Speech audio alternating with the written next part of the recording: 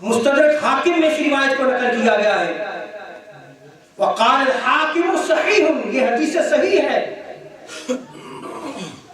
زید بن ارقم روایت کرتے ہیں تاجدار کائنات صلی اللہ علیہ وسلم نے فرمایا ایھا الناس انی تارک فیکم امرین، اے لوگو میں تم میں دو عظیم چیزیں چھوڑ کے جا رہا ہوں.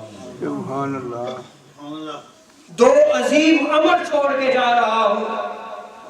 لن تضلوا ان اتبعتموها، اگر تم ان کا تمسک رکھو گے، ان کا دامن مضبوطی سے تھام کر رکھو گے تو کبھی بھی گمراہ نہیں ہوگے.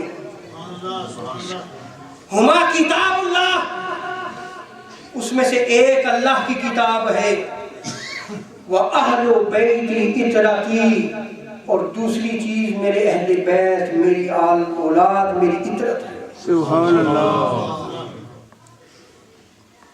سو تاجدار کائنات صلی اللہ تعالیٰ علیہ وسلم نے جو شورٹی دی ہے وہ قرآن اور اہل بیت ہے. ایک روایت میں قرآن اور میری سنت کا ذکر بھی ہے. علماء محدثین نے اس کی تطبیق کی ہے کہ قرآن سنت ان دونوں کا مجموعہ اہل بیت میں ہو. ان دونوں کو اگر سمجھنا ہے تو اہل بیت کی سیرت کو دیکھنا ہوگا. ان دونوں کو سمجھنا ہے تو اہل بیت کی زندگی کو دیکھنا ہوگا.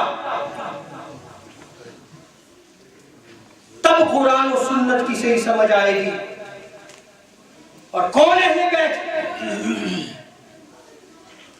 ازواج مطہرات کو پھر عقیدہ سمجھے. ازواج مطہرات کو اہل بیت قرآن نے قرار دیا ہے.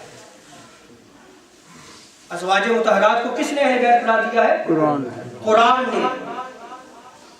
اور علی و فاطمہ اور حسن و حسین کو اہل بیت تاجدار کائنات صلی اللہ تعالی وسلم.